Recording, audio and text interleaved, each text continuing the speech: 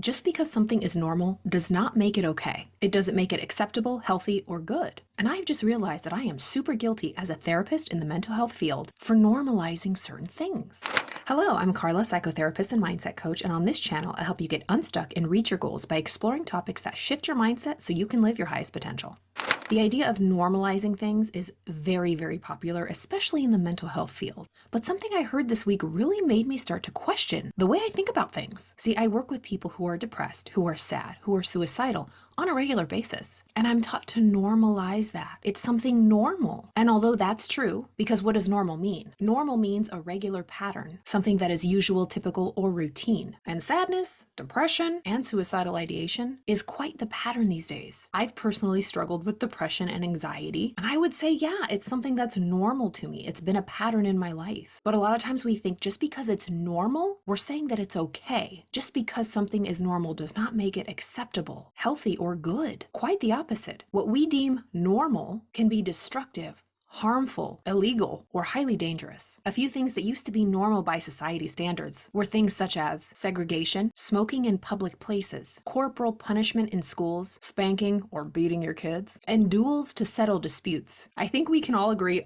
all of those things are not conducive to the health, mental, physical, or emotional of society or an individual. They are destructive, harmful, illegal, and sometimes highly dangerous, but they were once deemed normal. Let's take, for example, smoking in public places. It was totally normal, but obviously study shows that it is very harmful to our health and can cause cancer. Although normalizing some things can be healthy and reduce shame. For example, positive things about normalization can be transmitting cultural values, behaviors, and traditions across generations. It can foster cohesion. It can help us adapt to new circumstances and environments and help to construct reality and perception that everybody can be a part of. It can help by the way we perceive beauty standards, gender roles, and social hierarchies. But what I'm realizing is that normalization, especially the way it's used these days, can be doing more harm than good. Normalizing harmful behaviors or practices can lead to the perpetuation of it without question or a critical examination of what's really going on. It can reinforce biases and stereotypes, portraying certain groups or characteristics as standard or expected. When stereotypes are normalized, it can influence perceptions, attitudes, and decision-making, leading to discrimination. And because it's normal, it's just around us and it's all unconscious. None of us would think that we are biased. By the way, there is a really great test you can take. It's the Harvard Implicit test. Go to harvardimplicit.com or something. You can Google it. And it is one of those tests where you put your finger on the keyboards and it shows you images and words, and you have to answer as fast as you can. And it shows where you're biased. We're all biased, by the way. When people say, I don't judge, yes, you do. We all do. And it's okay. Judgment helps us make decisions and it keeps us safe. But make no mistake, we are programmed at a subconscious level. And the faster we can just admit that we are biased, we do lean towards one way or another, it can bring awareness to maybe the ways that we are exclusive, we are closed off or judgmental. And lastly, and most importantly, I think that normalization can lead to a lack of critical thinking and innovation. When something is normalized, people stop questioning it. We stop challenging it because it's normal. This can lead to complacency, preventing necessary changes and improvements from happening in the fields of science, art, culture, but especially mental health. Normalization can limit the exploration of new ideas and hinder progress because we're just adhering to traditional norms and practices. This message really was to myself, but anybody in the mental health field. Let's never stop questioning what we're normalizing. I've even as recently as last week spoke on the topic of depression, anxiety,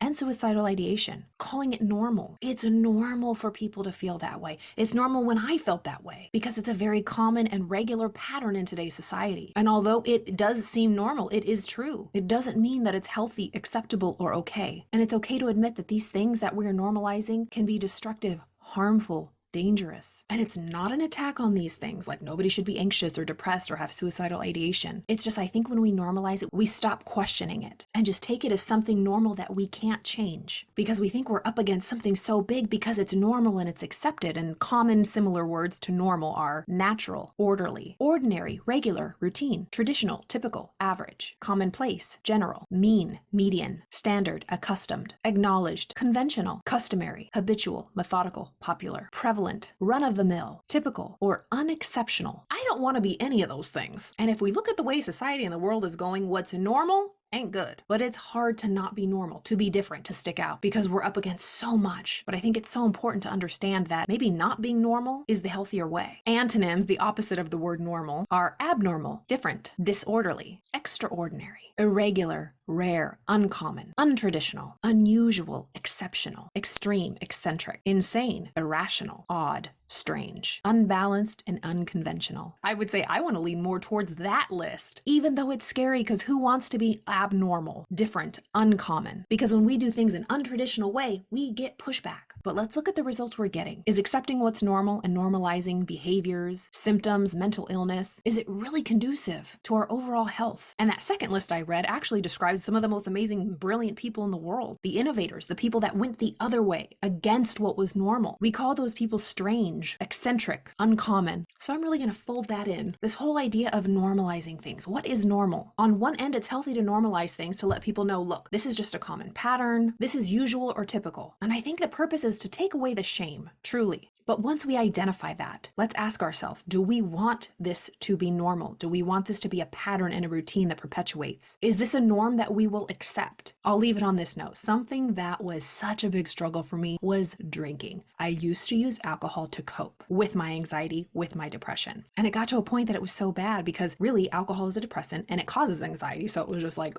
gasoline on the fire. But something like alcohol is so normal. It's at every wedding, every celebration, every vacation. What is a world without alcohol? And to not drink is abnormal. But I'm 5 years sober now and I'm so grateful that I did the uncommon thing, the rare thing, the irregular or unusual thing, to not drink on vacation, to not drink at the party. But it was hard to go against tradition. And so to look at the things we normalize with compassion, with grace, not to shame or blame or feel bad that we normalize these things. But let's not use normalization as the be-all end-all, the diagnosis, the look no further. Let's get curious and ask, is this normal pattern, this routine, this symptom I'm experiencing healthy? I hope that made sense and I hope you got something out of it. I sure did. Again, I'm Carla Elizondo. I hope you have a wonderful day. See you next time.